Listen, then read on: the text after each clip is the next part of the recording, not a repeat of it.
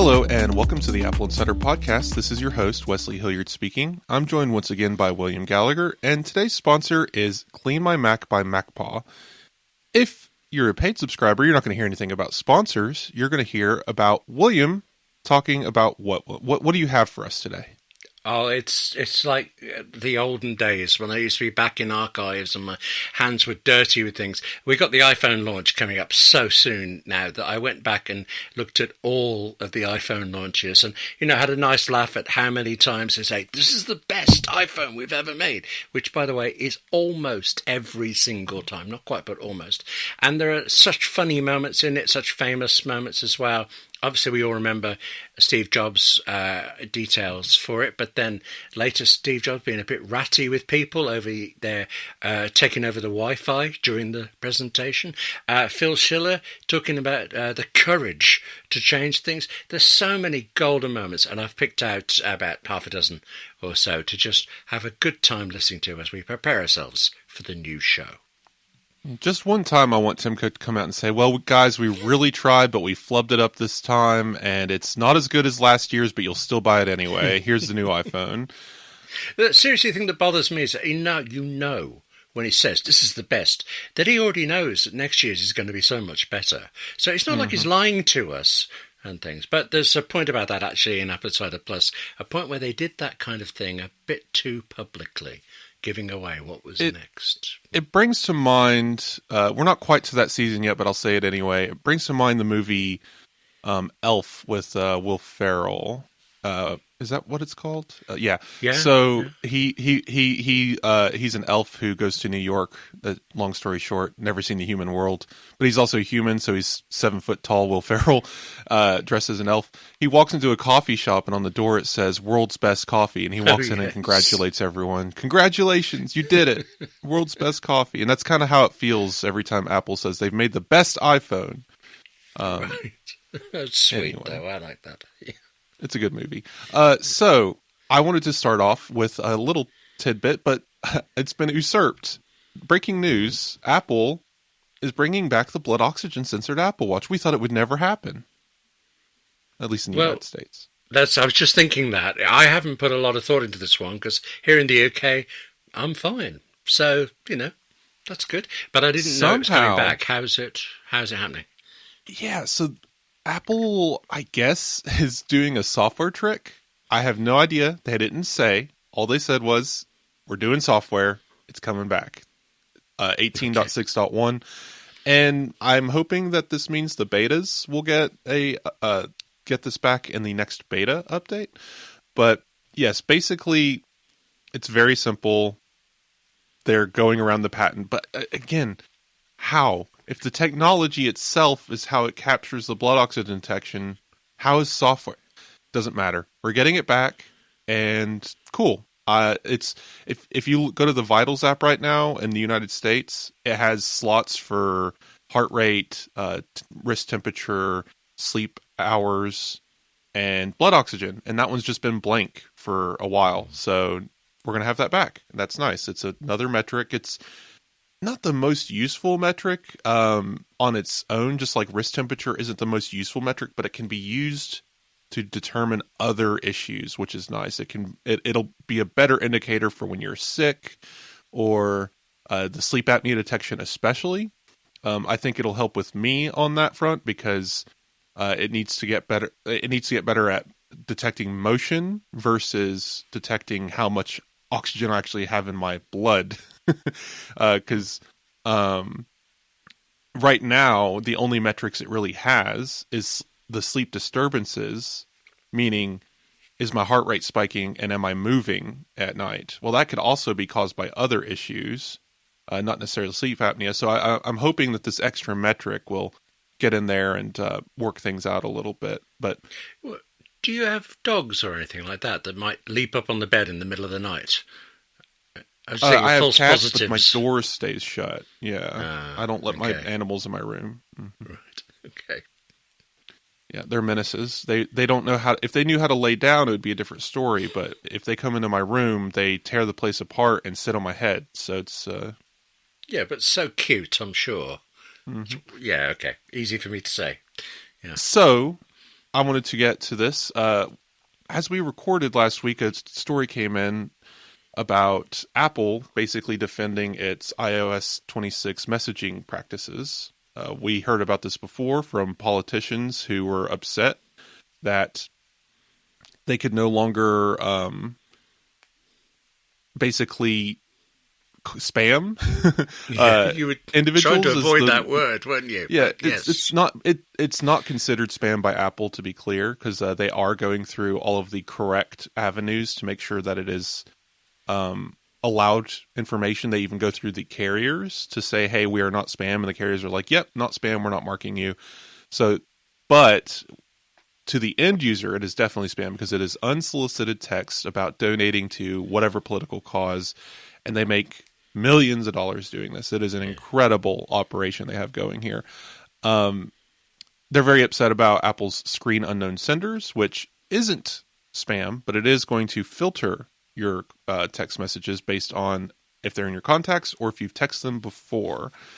There are settings to toggle this and say, hey, even if it's an unknown sender, show it as a red notification bubble and in my messages for 1 hour. And I have that turned on for everything because I find that interesting. And it has actually been very nice so far. I've actually, in the real world, encountered this, William. How? Who were you spamming, or who was spamming you? No, this is the actual use case, not spam. So spam's happening all the time. If I open my spam folder, it currently says that I've requested a $40,000 loan. So the spam filter is working as intended. But then if I go to promotions, it's Honda telling me that I need an oil change. Great. It went into the correct folder. They're not in my call history. I don't have them saved to my contacts. You can't because Honda calls from a different phone number every single time. I was wondering that, yeah. But and okay, then, that's intelligent. Yeah. And then if I go to my transactions filter, I can see under reminders, Lyft notifications, because when I dropped off my car, Honda used Lyft to get me a ride home. And that went under transactions reminders. And then transaction orders has information about my car repairs. Unknown senders has information from something that I ordered and they needed to do a confirmation number. So that is all working brilliantly. I brought this up because I wanted to point out that when we discussed it, it wasn't really doing anything. But in the most recent betas, it has been turned on fully and working well, and I love it. I'm just trying to think. You're tempting me, but so far, I mean, I'm more thinking emails, so use emails more than messages. The categorization thing, I just leave it to show me everything because I tend to be reasonably good on top of my inbox, sorting stuff out and dealing with them myself. But maybe, I mean, if this is sufficient, I should look at turning that back on. Yeah. Well, this is a message, Apple iMessage. Yeah. So it's annoying because increasingly our phone numbers are more valuable. So even if a website doesn't need your phone number, they're going to get it because they can put you on a text list and make money off of the ads that they send through that text list, or convince you to buy things, which does work. I'm on Simple Human's text list because it gave me a coupon. I like Simple Human. They got good trash cans. And they text me when they come out with a new paper shredder or whatever. And it's like, cool. It's the same information I get from the email. It's a redundancy, honestly. It's annoying that these companies want to do both. I wish they would pick one or the other. But again, they're making money off of it, so this is how they do. I'm very selective in how I handle this and usually just unsubscribe to the one or the other anyway.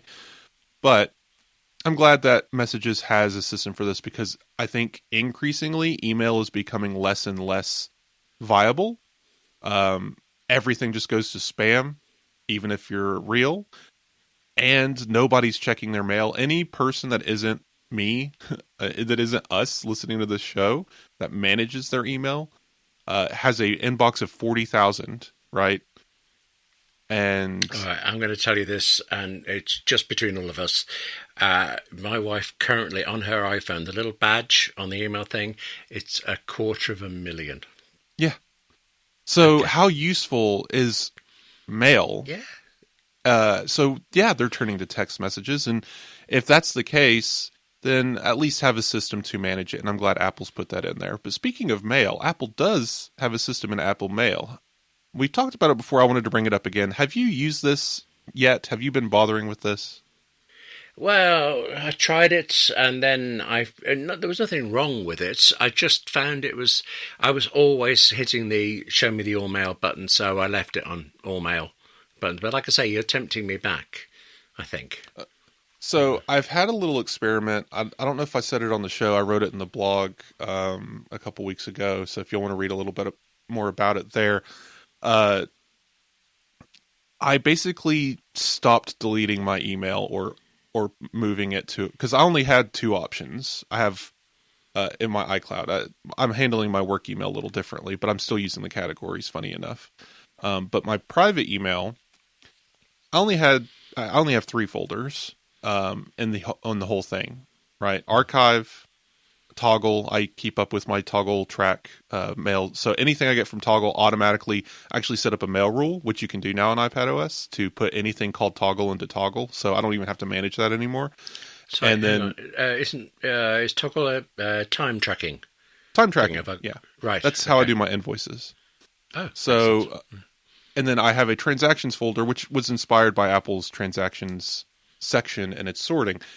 Previously, I was putting everything that was a receipt in here, or order confirmations in here, but now I've just stopped sorting. Toggle still gets its email from the mail rule, of course, but the inbox is just where everything lives, because that seems to me that's how Apple kind of wants it. I know that's weird.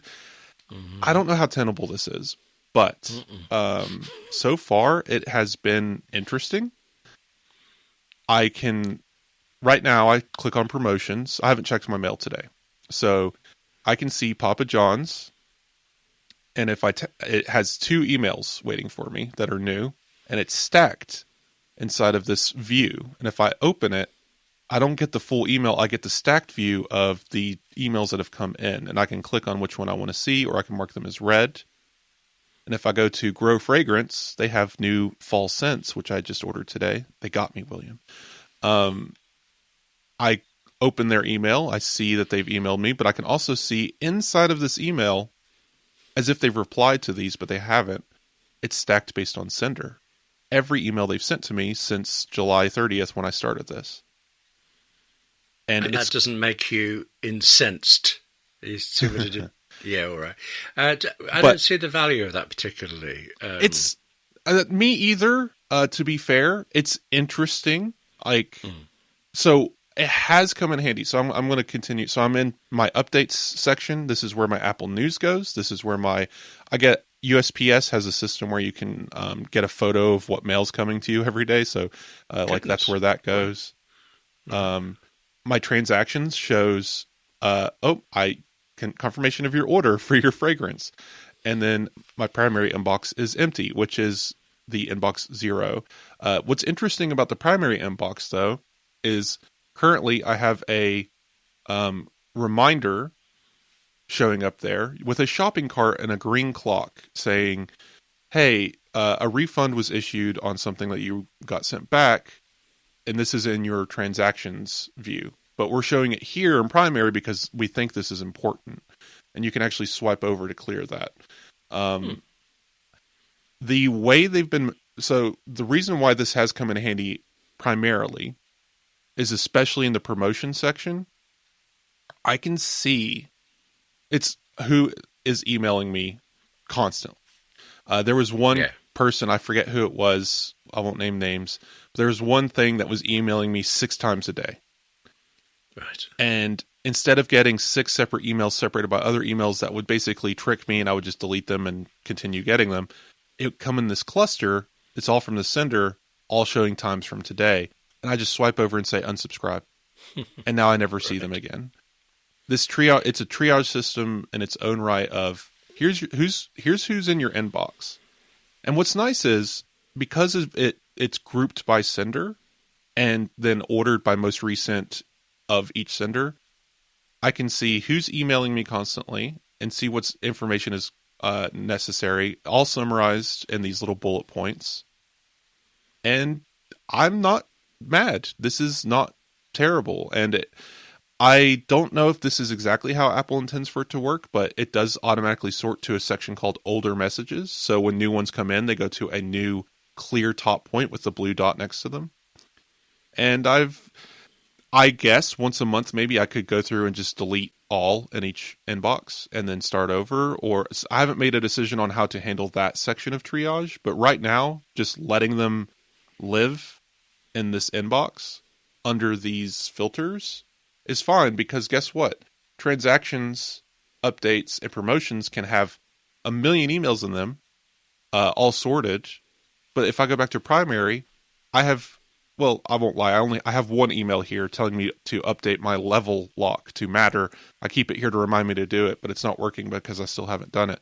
But otherwise, my primary inbox is at 0. And as long as I'm in that, it is emptied out. Everything else is already sorted. So yes, those emails are all still in inbox. They're still in the inbox, but Apple has them sorted into their own folders, and I don't see them unless I want to. I like this. I still wish there was one step after that auto-sorted into folders or something. Maybe that's coming, but I think this for now, I'm just going to leave it. I'm going to let it run. I can see me using it more if there were a travel thing. I have a travel bits folder I drag everything to. So I go through a lot of transactions, but tomorrow, for example, I'm going to need 4 tickets and a hotel thing. If that could all be in one place is without my doing it, I'll be more that would tempted. all probably. So that's the trick, is the receipts will all go to transactions, and it's time to leave for your flight will go to updates, right? So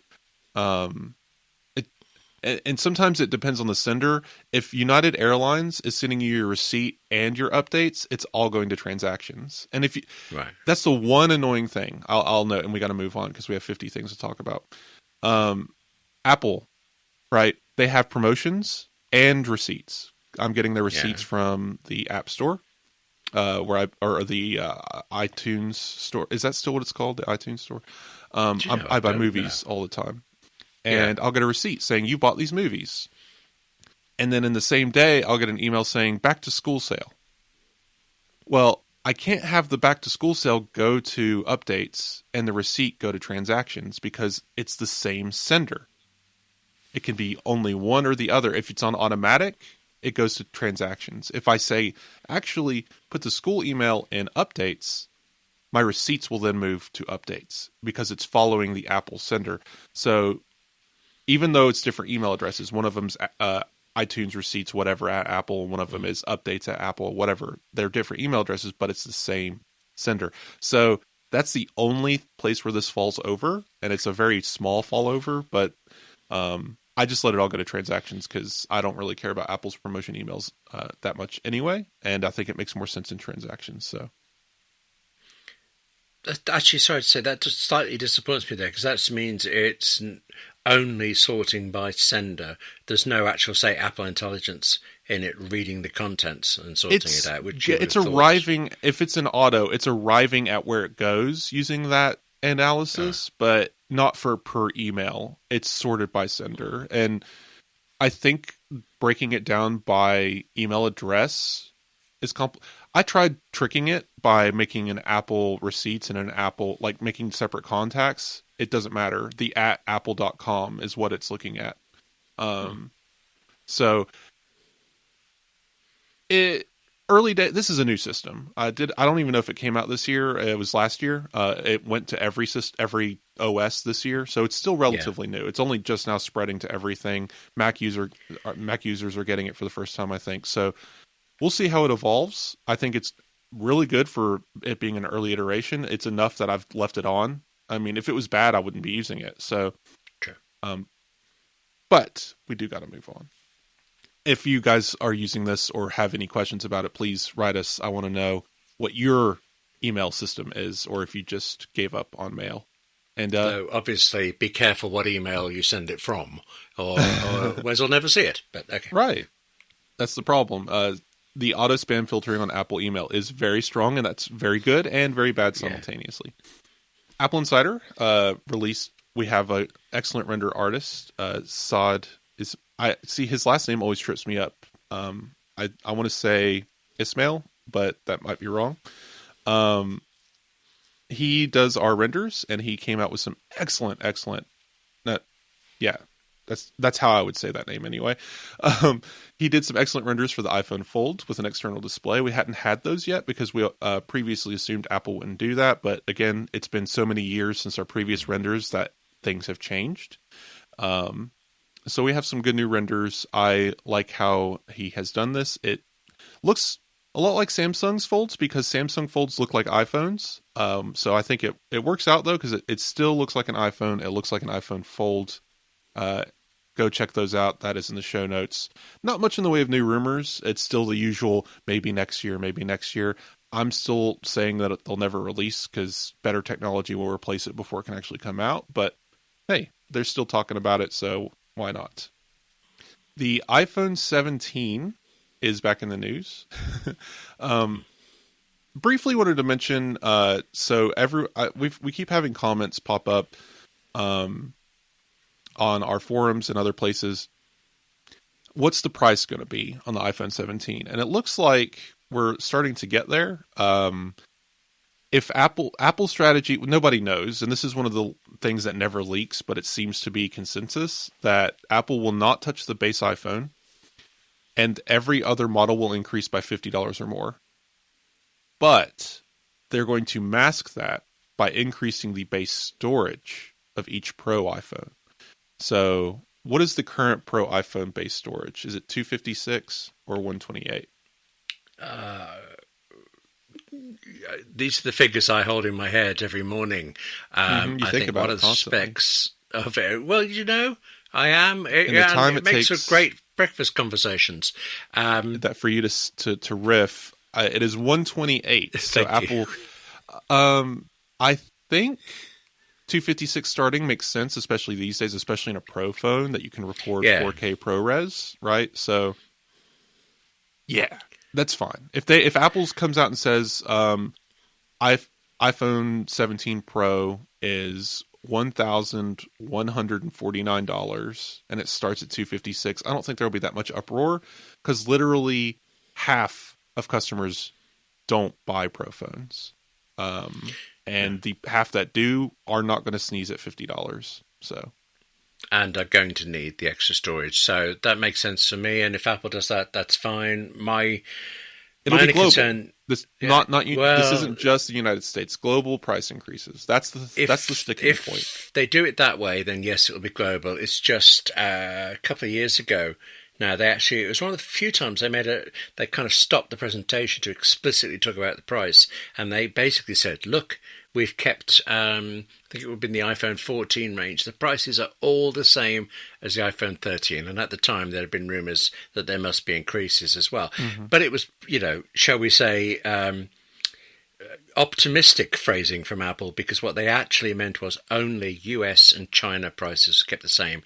Everywhere else is higher. So here in the UK, it was 80 quid more. Japan, it was $150, $140 more and things. Yeah. And I found that actually offensive. I got really rankled about that. Have actually been ticking up everywhere but the US in the last few years. So maybe we'll see a price range. Who knows? We'll see. I mean, I know Apple will not mention economic instability or tariffs or anything in their presentation. But they will probably say, they're so good, we had to raise the price, $50 for each millimeter of camera bar. Right. Speaking of the camera bar, I wanted to point out Dbrand's got a tank case that they've pre-announced. It's pretty interesting because it's Dbrand's usual flair for being eccentric. It's just this crazy-looking rubber tough case with all these designs that look like it should be summoning some sort of demon, but the case itself, that's just Dbrand's thing. The case itself does showcase pretty heavily the camera bar with the moved over light sensors and LiDAR. So neat. This is as good as confirmation. Dbrand is a pretty well-known case maker. They're not just going to riff. They probably have some pretty confident internal numbers on what the iPhone is, and they probably haven't entered full mass production. They probably have an early release run for pre-orders, and they'll modify if necessary. But this is probably right. This is our best final look. We're less than a month away from the iPhone announcement. People are working on this thing. Case makers are out there making it, and I'm glad to see that more people are embracing the touch-sensitive sapphire crystal cover on the camera control instead of having an inlet. So, very nice. I should say, actually, as we record this, there was a claimed leak of the post-milling chassis for the iPhone 17 Pro, showing that it was all what you would call aluminum, but it's actually aluminium, and it also fitted all we've seen about the camera bump and things. So you don't know any of these for certain, but it looks as certain as can be. Yeah. This episode is brought to you by MacPaw, makers of Setup and of Clean My Mac. MacPaw has been a guest on the AppleInsider podcast before, and I've often talked about Setup, but this time let me introduce you about Clean My Mac. It's on my Mac Studio in my office and on my MacBook Pro on the road, and out of all the things actually that it does for me, I need it most because I don't have enough storage on either machine. When you run Clean My Mac, it does all sorts of things, but it also checks over the storage space you've got and invariably finds gigabytes that can be thrown away. Duplicate downloads, it is startling how often I do that. And now, Clean My Mac does the same thing, but on your cloud accounts as well, whether that's iCloud, OneDrive, or Google Drive. I would say that this is what I use Clean My Mac for most, because for me it's always a storage problem that sends me off launching the app. But in fact, I'm wrong about it being my major use, because in reality, the app is always working. I had some beta problems the other day, and it was Clean My Mac popping up to tell me that this app is a problem. It's taking too long to launch. And Clean My Mac gave me a button. I could force quit the app right there, or I could tell Clean My Mac to ignore it for a while, if I knew it was a problematic app, for example, and I was happy to live with it in the testing. Clean My Mac is always doing this. It's constantly monitoring my Mac for junk, for threats, for performance issues. It keeps my Mac tidy, which keeps it running fast, and which keeps me from having to spend time searching for how to save some space. It does this for me, and so obviously it can do it for you too. Get tidy today. Try 7 days free and use my code AppleInsider20 for 20% off at clnmy.com/AppleInsiderPodcast. That's clnmy.com/AppleInsiderPodcast. Yeah, I'm not sure what this is. It looks like maybe the arrows are, because we didn't know what the arrows are pointing to, it might be a cutout for the antenna. But in any case, neat. Not much to say. iPhone's coming. The closer we get, the more we know. It might as well have already been announced. Apple should just do a Google at this point and just pre-announce their iPhone. But Right. I do think we have some stuff coming that is a little further away, but we're getting a lot of detail because Apple seems to be actively testing it. There's actually signs of iOS 26.4 showing up in website visitor data, because you can see that. Yeah. Usually when you visit a website, you basically leave this little paper trail of this device running this operating system and this browser. That's why websites know majority of people are mobile, or they're coming from Safari desktop, stuff like that. This showing 26.4 is interesting because that is the operating system number that we expect Apple's new Siri with App Intents system is going to drop. So that being actively tested alongside these new leaks, it makes a lot of sense. So what do you know about what we're hearing here?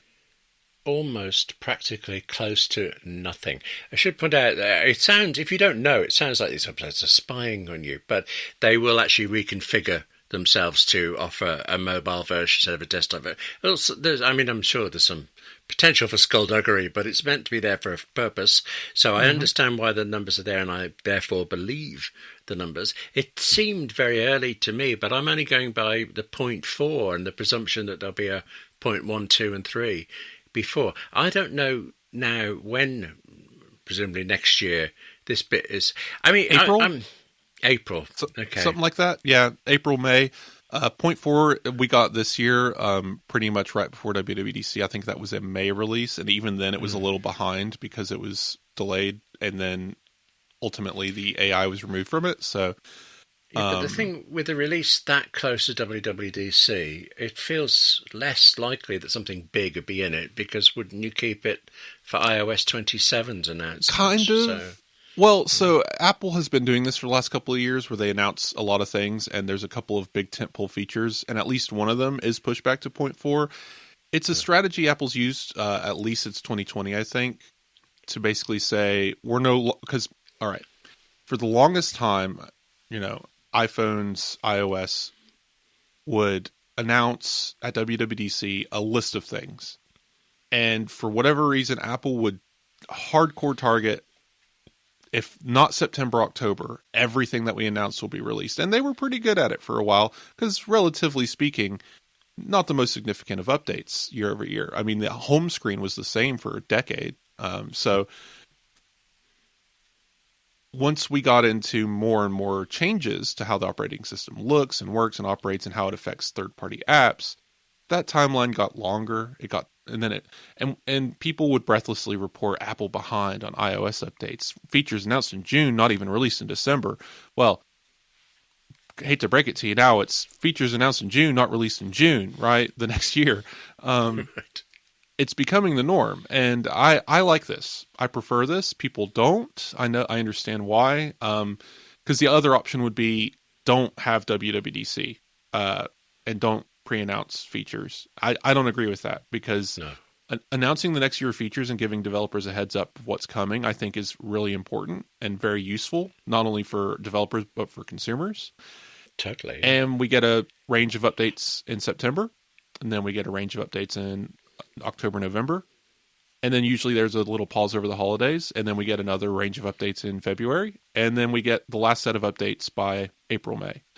That's fine. And the reason why Apple does that is what it sounds like. It keeps people updating. Apple really wants people on the latest update. And because of iOS 7, I know it's weird, right? But because of iOS 7, people still do not trust automatic updates, and they still avoid updating unless absolutely necessary. And so, point 1, that's an iffy update. But point 2, if they throw in some emoji, they'll get more people on that update, right? So that's kind of how Apple's strategy goes. So yes, by the time you get to point 4, there shouldn't be that much. You're scraping the barrel. But because there's so much to do with AI, with Apple Intelligence, that, yeah, you can spread it across a year and still be relevant by the next May. And no, you don't want to push it back another 6 months, because just because it's getting announced in June, it won't be out till September at that point. And that's not how Apple wants to operate. I think this strategy makes sense. I still have to wait ages for point 4. And I'm it is going a long to be way shrugging. Away. Yeah, point 2 will come out, and I think, it's point 2. There is a point to how early is too early to pre-announce something, right? I'm still waiting on Kingdom Hearts 4, and I believe that was announced 5 years ago. Okay, so that's a video game. Thank you. So I was there's thinking a lot, film, but okay, yes. Yeah, there is a lot of industries that do this. Apple just tends to shy away from it until more recently. A year is not that long a time. Especially consumers, they don't pay that much attention. When point 4 comes out, they'll be like, ooh, what's this new thing I never heard of? It's not, thank God it's finally here. They don't care. They're not waiting for it. It's us nerds who care. And I'm glad that we care enough. That's why we're here talking about it. But at the end of the day, it's just another update. But anyway, I want to get to the meat of it. We have some more information. Yeah. It's not really new. Bloomberg loves their coverage. I don't mean to pick on Bloomberg, but they are very funny about how they cover some things. Sometimes it's this ultra doom, Apple's failed as a company. Sometimes it's we have this top secret information, and it's almost nothing. It's like one sentence, and even that sentence was like, we knew that, but now that you're saying it, it's kind of confirming it. It's been that way for a while. There's been some titters around the internet that Gurman's sources might be a little less than what they used to be, but not to dwell on that too much. Linwood and Glenwood, does that have any significance? I think it's a street in Los Angeles. Isn't it? It's a corner somewhere, corner of Linwood and Glenwood. I There's couldn't probably tell a you, nice but that makes restaurant sense. there. Yeah, but because actually Where that Tim has Cook been eats done dinner for every day. software releases before. Yeah, but no. So Last bus to Linwood. No, straight out of Linwood. I'll get there. What is it supposed to mean? I don't want to beat this drum too much. I don't want to keep, tooting my own horn or whatever musical euphemism I need to use. But this is further evidence of the AI strategy that Apple has been laying out since the beginning, that I have been covering extensively. It has not changed. You can go back, I don't know, a year to like literally last August when we still hadn't even had Apple Intelligence in our hands. And I was probably talking about this, or at least close to this, because this strategy has been known for quite a while. But there has been a known strategy that Apple would be building its own internal Apple Intelligence systems to power on-device operations with private angles and its private cloud compute to extend that as necessary. And then there was this other operation where Apple would be working with third-party AI to bring external operations to Apple Intelligence through these extensions. All we've learned from Bloomberg's new report is those code words for those systems: Glenwood and Linwood. Linwood is the internal, Glenwood is the external. But again, without fully acknowledging Bloomberg's previous reporting, which completely upended this and suggested that Apple was abandoning Apple Intelligence, which they never were. This suggests that Apple is working on two parallel systems. So what do you think of this? Well, it's nice to have a name for things. I'm actually papyrophobic. I have like an OCD thing with small pieces of paper. And I still remember the day I learnt there was a word for it. And therefore, I wasn't the only person with this in the world. I felt weirdly relieved. Putting a label on things can sometimes help. Plus, it must make it easier internally in Apple to say what you're working on today. Well, but instead of saying Siri powered by app intents and personalized context, we can just say Linwood. I'm not going to, because no one's going to know what I mean the next time I say it. No. We'll get to the next episode and everyone will be like, Linwood, what is he talking about? But because it's not descriptive. If it was more descriptive of what it was, these are just code names, and code names are never descriptive for a reason. But yes, Linwood is the contextual Siri that is coming in the spring. It is what is going to make Siri backed by an LLM. It's what's going to make it more powerful, more useful, and more agentic, to use a industry term. Now, Glenwood is what we already technically have with ChatGPT, but I think Apple's trying to expand. Instead of it just being here's a football filled with user data, I'm passing it to you and you're going to pass it back. I think Apple's going to take a different approach. I've described before, again, I don't mean to keep saying this, but guys, go read my reporting. I've been on top of this. But instead of it being this external system, Apple is working on a way to make external systems act like they're internal by tying them directly to Apple Intelligence. And it looks like Apple, through previous rumors, this isn't Bloomberg's report, but I think actually the previous rumor was Bloomberg's report, so take that as you will. Previously reported that Apple is working on ways to get Claude, ChatGPT, others, maybe Gemini, into private cloud compute as a model that operates in Apple's servers, but are still owned by the third parties wholeheartedly. So, interesting stuff going on here. I'm really excited. This is just more, this is more evidence of Apple's commitment to AI, and I'm telling y'all, it's really exciting. I know everyone wants to beat up on Apple and say how bad it is or whatever, but like every report keeps furthering this. And if this is what they're working on, it's going to be huge, and they're going to be the only ones doing this in the AI space. And I think that's really, really interesting.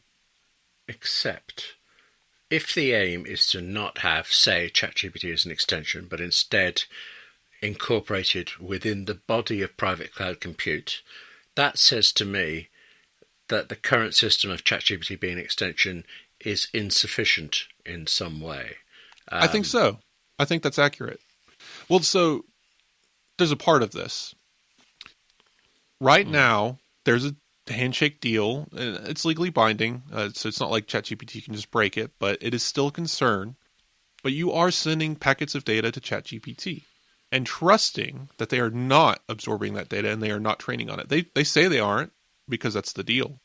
But there's no good way to verify that. But private cloud compute is a server that is independently verifiable. It guarantees that that data is not being used. And I think that's what Apple wants to go for. On top of that, there's a lot more limitations. If ChatGPT were able to be made more holistically aware of the data that is available to Apple Intelligence, instead of having it pass to it constantly, I think maybe even have a memory model. This is server side we're talking about, right? This is not on device. So private cloud compute being its own server, I don't know that Apple would have an individual database for each user. I still think it's going to be tossing data after the query, but it being controlled by Apple end to end, and independently verifiable that it's not using data, Apple will be able to give it more private information that would otherwise be a bit scary to hand over.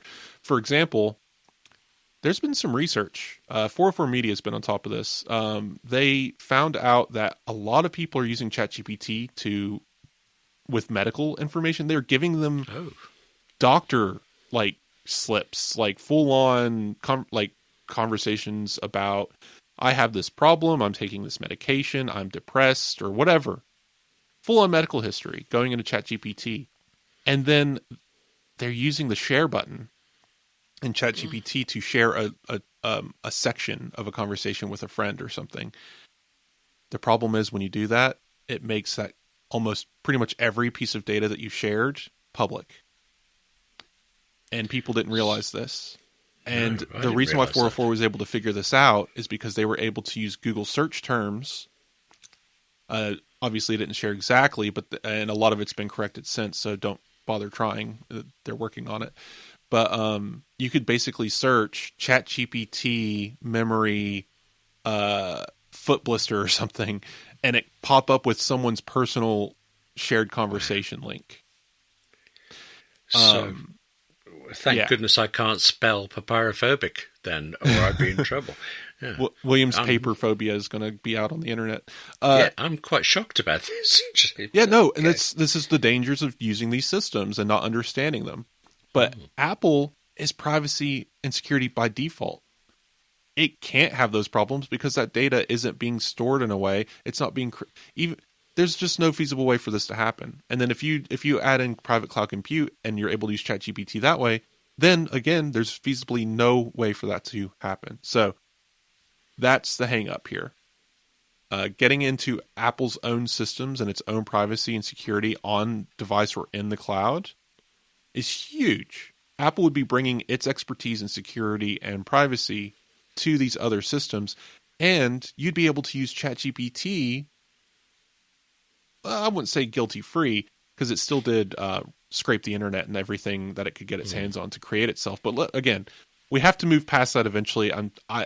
Every time I say anything about these models, that is hanging off the back end. Just understand that it is back of mind for me. I don't need the email saying, but they stole everything on the internet. I know. We can't keep clarifying that every single time. The whole podcast will just be us clarifying that. But they already exist. We can't un-exist them. Anyway, but the modern problem, because they already have been created, the issue today is the energy they're using, the water they're using. But if you look at Apple, private cloud compute is fully green energy operated. It's an independent I never made that system. connection. Of course it is. So, yeah. Okay. You'd think as a co-host of an Apple Insider podcast and writing about all this stuff and spending far too much on Apple gear that I would be an Apple fanboy, but I'm really not. And yet this one, that last bit, that could turn the tide. I'm really impressed. Yeah. That's huge. That's great. So the future of Apple Intelligence, I'll reiterate for the 1000th time, is on-device Apple Intelligence LLMs powering Siri with contextual data app intents. Cloud compute for more powerful versions of Apple Intelligence. and cloud compute attached to third-party models provided by those third parties, but built for private cloud compute so that they are running on Apple servers, independently, verifiably private and secure, and running on 100% renewable energy. No one else is doing this. And I won't say guilt-free AI, but man, it checks a lot of boxes. It makes it much more approachable. Is it still gross? Does it still make slop? Yes. I'm not going to say it's not. Stealing artists' jobs or recreating voices without permission or, what have you is all still gross. Taking all of that in, if this technology must exist, if people must use it, this is the best possible way that they can use it. And I'm excited about that. And take it a step further, with more and more powerful Macs, with more and more powerful neural engines, imagine the next step after this, when Apple will be able to partner with these companies to bring local versions of the private cloud compute model that can run locally on your Mac Studio with 5 million gigabytes of RAM or whatever it is these days, right? So I just find it all very interesting. I understand that people like to beat up on Apple and say how behind they are, but man, the stuff they got going on behind the scenes, if it all comes to fruition, because it may not, we have to acknowledge it could all just fall apart and never happen. But if it all comes to fruition, they will be light years ahead of anyone else in this space. Anyway, there was a couple more stories here, but we got to move on. App Intents will make and break the Home Hub. Go read the story. It's pretty self-explanatory. The Home Hub is going to be very reliant on App Intent systems and Apple Intelligence. It's going to be the brain of our home for Apple Intelligence. The upcoming Apple TV 4K with an A17 Pro processor will have Apple Intelligence as well. And I believe the App Intent systems tied to your iPhone, Mac, iPad, to the Home Hub, to the Apple TV, to the future HomePod, that is all going to be very important. But we'll get into that kind of stuff more on the HomeKit Insider podcast in the future. So go listen to that if you want. And I must actually, because I am desperate to know what in the world Apple Intelligence could be used for on my TV set. But okay, I will. HomeKit Insider, yes. Okay. And Apple's intent system won't be universal, of course. It won't tap into things like the bank app. No. ChatGPT wants you to use, I can't remember, I think it's ChatGPT or Claude or somebody wants you to be able to bank. Oh, it's Grok. I'm sorry. X wants you to be able to do your banking with the AI Grok thing, right? So Apple said, no, that's a little too much. So like there are systems where this won't tie in, and obviously toggles and settings will be able to turn off portions of App Intents, I am sure. So all of this is going to bring us to, again, we're not going to stick to it, but the same Bloomberg report about Linwood and Glenwood also broke down that we're getting robots eventually. They got pushed back because of Apple's delays and other issues, economic conditions and whatnot. But Apple is working on the smart stuff like a robotic arm for this Home Hub, that type stuff. Probably getting pushed back 2026, 27. The Ring-like cameras and other smart systems Apple is working on for the home. Again, you can hear more about that in HomeKit Insider. I haven't recorded it yet. I don't know if I'll be on this week, but Andrew will be on the case. We don't have time to dive into all that here, but that was all part of that same report. It's obvious. Apple Intelligence tying into everything, into the smart home, and into our future with robots. So I just got to check. I will ask this at intervals. Are you still pro robot from Apple? I don't think we're going to get Rosie anytime soon. Jetsons reference, but someone actually asked in an email if we make a reference that we clarify what that reference is sometimes, because they are just not picking up what we're putting down. But yeah, I try to clarify anyway, because I know at least one person on the other end of this call needs but yes, I don't think Apple's going to come out with a full-on autonomous robot anytime soon, and even if it did, it's not going to look like what Elon Musk is working on. Humanoid is not the way to go. I still think we're going to get a little tank with treads and arms kind of thing, but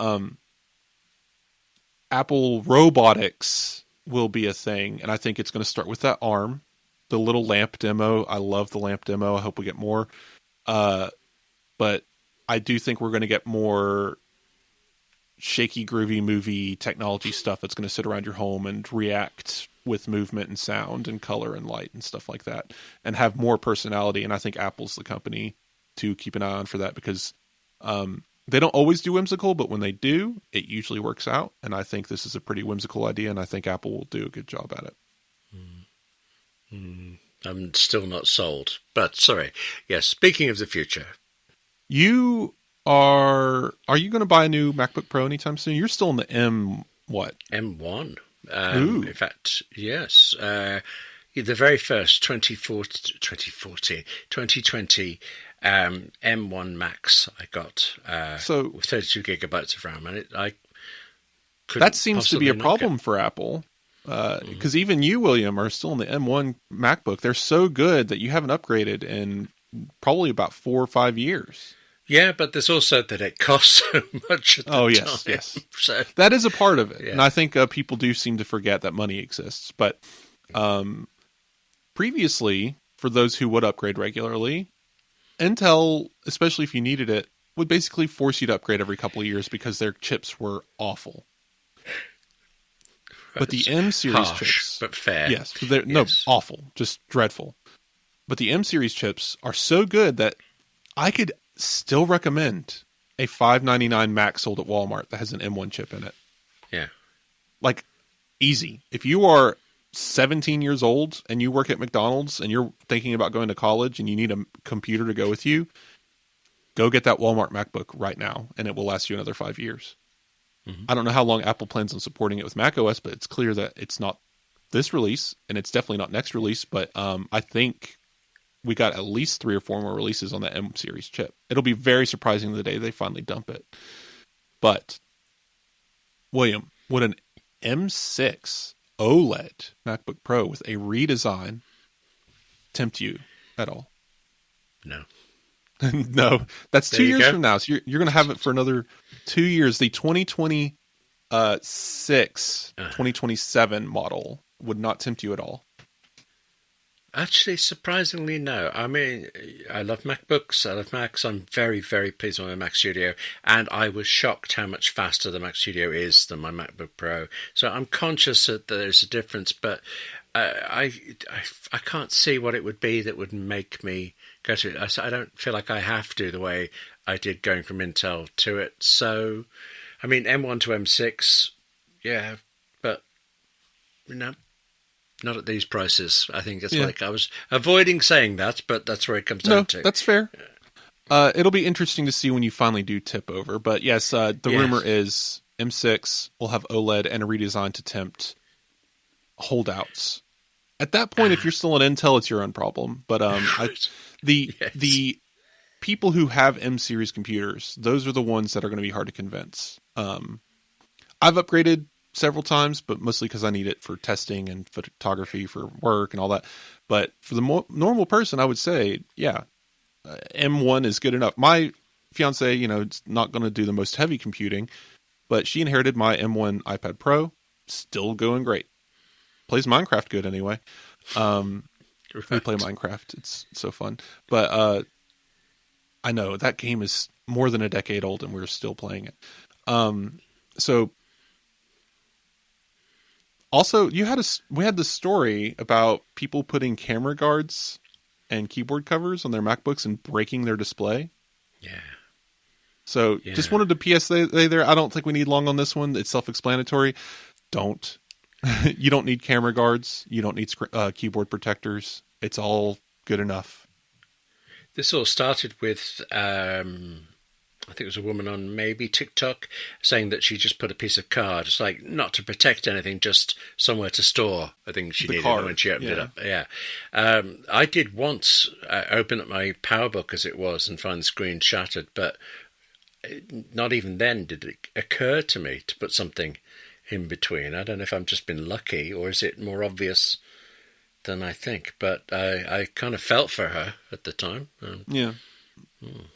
I don't know that the card did it. That sounds like something else, because something paper thin isn't going to break your screen. But anyway, Beta 6 came out this week. Not much to say. I've seen some bugs in this one. The curse of the easy numbers. Yeah. Yes. That was it. I was thinking, as I upgraded, I explicitly upgraded immediately it came out because Beta 5 broke Drafts 5, the app. And I thought, surely I'd filed this with Apple, so would many other people. All sorts of things were going on. Beta 6, that would do it. This is a Mac OS issue. So I've seen this going around. iPad OS drafts, not a problem.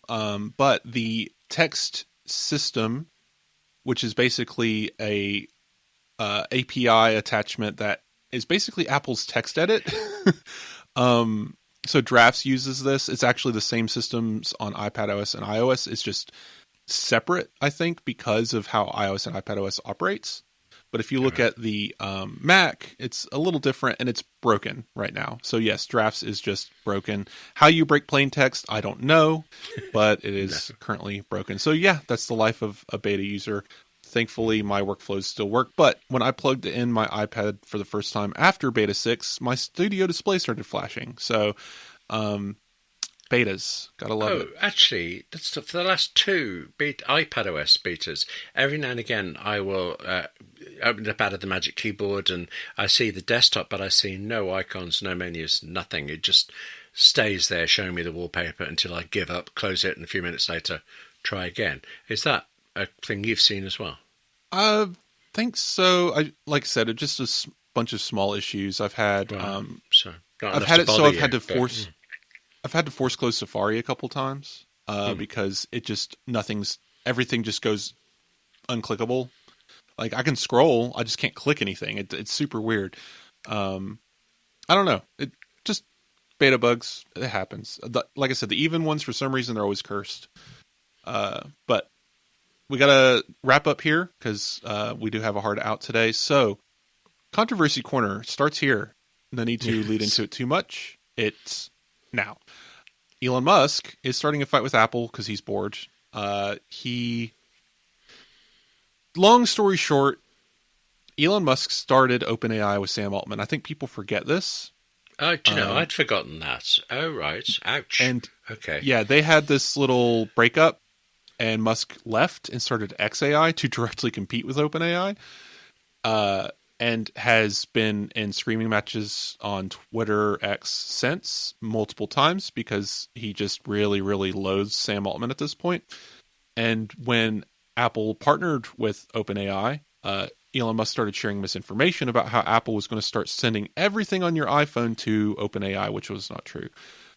So this is a clear continuation of that irritation. Grok has been fumbling lately. That is XAI's very weirdly named AI thing. It's Grok, right? It comes from the word, what's their tagline? Grok it and you'll get it or something. I don't know. But anyway, their technological systems have been good. I can admit that. Anyone with eyes can admit that. Their benchmarks have been going well as far as comparing it to Gemini or OpenAI or whatever. The problem is how its data sets are aligned. Basically, one of the input prompts is check Elon Musk's tweet history before answering. Right. Like that's how Grok, like that's one of Grok's main commands. Is to because it had this whole Mecha Hitler moment where it declared itself as Mecha Hitler and wanted to exterminate all Jewish people, and it was doing that for a few days before Grok was shut down, reconfigured, and now it checks all of Elon Musk's tweets before answering any questions. But yes, it anytime it comes off as quote unquote too woke, they immediately go into the back end and give it commands to change what answer they deemed was too woke. So if people ask it about vaccines before, it would say mRNA vaccines are,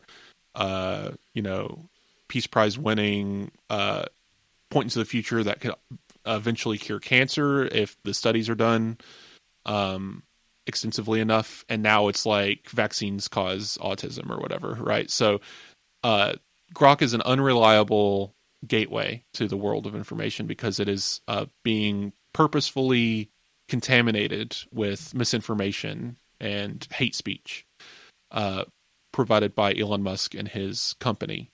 Because he is the head of XAI, he tells them to do this and they do it. And yeah, so Grok being what it is, and they've also had more controversial decisions. They came out with something called spicy mode, where you can, I guess, flirt with a fictitious AI anime girl character. Okay. Yeah. So, and you can basically have it generate pornography. There's a lot of issues with theft of intellectual property rights, more blatantly through Grok than others. Anyway, it's a very abusive system overall. Again, technologically speaking, remove all of that, it's apparently pretty good on paper. It's just the company behind it, the man behind it, and that kind of stuff has bled so much into it that it is infected. And it's gotten to the point that even the head of Grok's systems left the company. And you know what he started as afterwards? An AI ethics consultant. Oh, wait, which way? How to not be ethical? Or yes, how to not be Grok. Yes. Wow. So, okay. Because he could have done it from XAI, he would have had the funding and time. It's just there's no such thing as ethics at XAI, sadly. So, again, opinion, whatever, but you can see, like, you can go look at what's happening. Nothing of what I've said has been exaggerated. I promise you. This is just what's happening in the world. That's what we do here. We report on the news. This is, just what's happening, bias aside.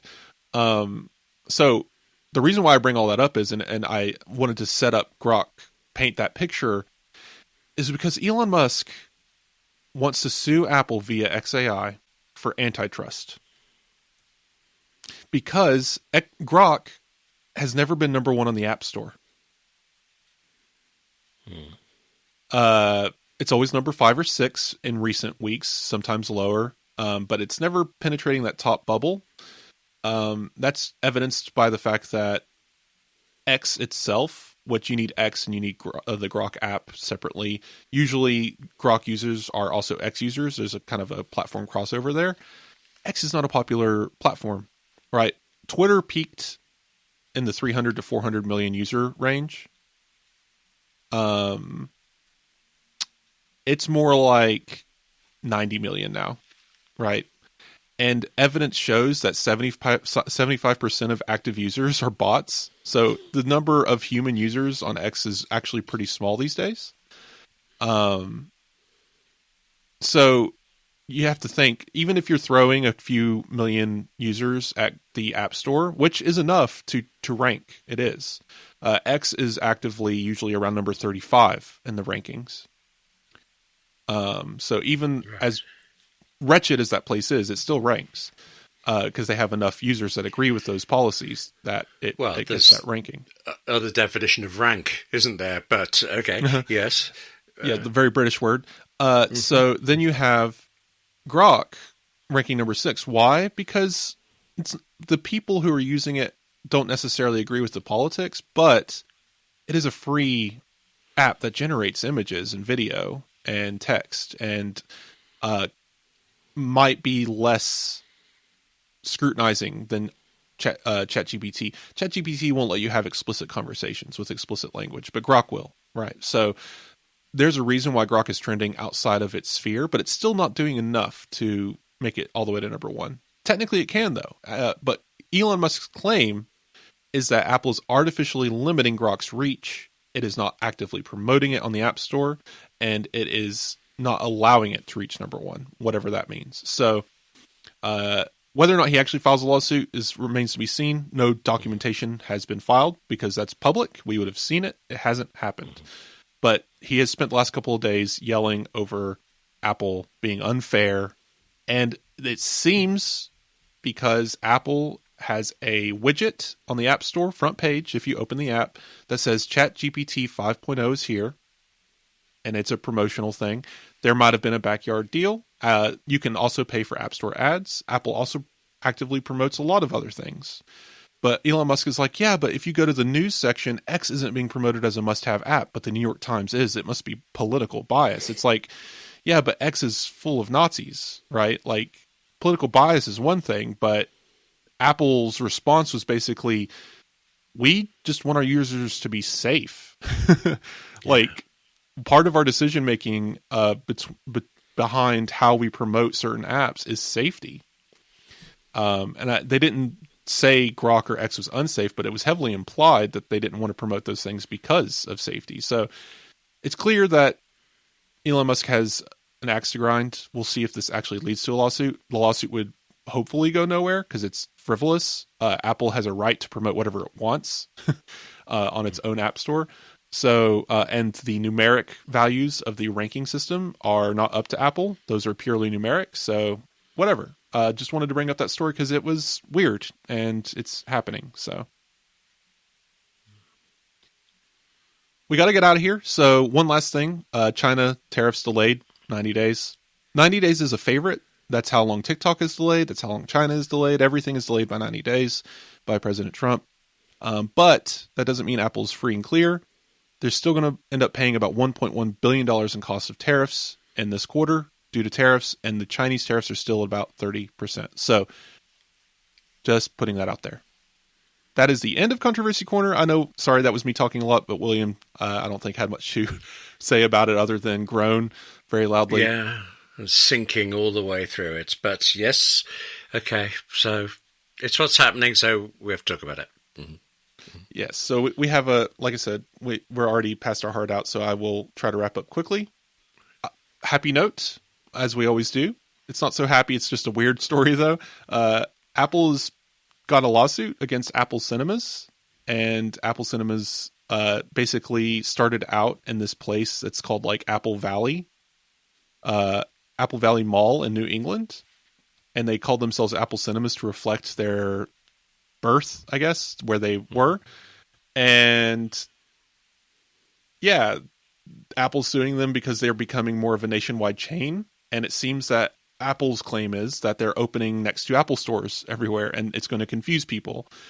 And Apple Cinemas is like, yeah, but we're named after our home state, home location. And someone brought up a good point. They said, okay, well, if I grew up in Apple Valley and started a keyboard company and called it Apple Keyboard, would that not be a trademark issue? Yes, it's named after my home, but so we'll see how this goes. It's going to go to court, I'm sure. What do you think of all this? Tricky naming? I dispute Apple saying the thing that the cinemas are opening near Apple stores. I think it's both the cinema and the Apple stores are going where there are shoppers. So yes. It's like a commercial thing. That makes sense. Yeah. Totally. And the name thing, I do understand trademarks are not universal. They are trademarks in certain areas. So Apple didn't own a trademark in cinemas, although it had the cinema display, so maybe it did. This company started in 2013, to be clear, years before Apple TV+. Right. Good point. I can't remember when the Apple Cinema display came, but it was also after that. So it could go either way. But I can see people being confused by it, though it looks like a nice cinema chain. So yeah. I think Apple should buy it, just for the fun of it, because why not? Yes. Well, so it's an IMAX theater. F1 is doing gangbusters. Double down. Let's make some more movies and have an Apple actual theater to show them in. Owning the distribution chain, that's full vertical integration, baby. That is Apple all the way through. I've got to say, I did check, and those Apple cinemas are showing F1 in IMAX at the moment. So all right, so we gotta go. So let's close up. We obviously on the week that we're super busy and out of time, we have so many reviews this week. So I do want to bring this up very quickly. If you listen to the show and you like it, leave a review on Apple Podcasts. We will read it here. You can also reply to our post on Blue Sky with comments and stuff like that. We'll get it in here however we can. You are always welcome to comment on the show. Leave us an email. I'm Blue Sky at Hilly Tech. I have an email, wes@appleinsider.com. You can reach out to me there. I also have my personal blog I've been keeping up with. You can read more. It's about Apple. It's about tech, but maybe a video game here and there. But you can go read that too. But real quick, I'm going to read these reviews. I'll let William do his out. We gotta go. So Yeah, so Matt sent me a message. I won't say his full name, just in case, but Matt sent me a message that we do a great job. And they really appreciated our segment on Apple Card and debt. I was wondering about that. I know that got a little personal, but they appreciated that. And they're using the Apple Card as well, similarly, to help with their management. So then they're looking forward to the next episode. So thank you for that kind message. I appreciate it. And here's some podcast reviews. So that message was on Blue Sky. So podcast reviews. We got a 5-star from EV Advocate 123. So this is that person who told us that they were 12 before. They wanted to leave us a new review and comment on the AirTag Skechers. So they said that if they found out that they were being tracked without their knowledge by their parents using an AirTag in their shoes, they would be very mad. And they weren't sure if this was too strong an opinion. And I want to say it is not. You are absolutely correct. When we were talking about this, whether it was an Apple Watch or AirTag on your child, I think it's very important that parents give their child informed consent, right? If they're old enough that they are going to be away from the family and that they need some sort of tracking system like that, or if they're going to have an iPhone, if they're going to have an Apple Watch, the child should know that their parent is keeping an eye on their location. That is an absolute must. It's an invasion of privacy otherwise. Not that, again, that child's not going to go anywhere but school usually, maybe band practice or whatever. But it's still important that child know, hey, mom and dad got this thing. It's to keep you safe. Don't worry, that kind of thing. But yes, informed consent is very important. And if anyone, including your parents, is doing something without your knowledge in that respect, I know parents, you can write me. It's a gray area. It is your right to track your child. Yes. But from a human standpoint, I think it's important that you're not trying to trick your child or be concealing that kind of thing from them. But that's more of an opinion, but I agree with you, EV Advocate 123. Yes, so do I. Yeah. Moving on, we have a 3-star review. They seem to like the show, but they have a couple of things here to say. So this is Udasai OK. They like the AppleInsider Podcast, but so they like the portions about technology, beta programs and stuff, and how people use their devices, but they're not so excited when we have such obvious disdain for the President of the United States.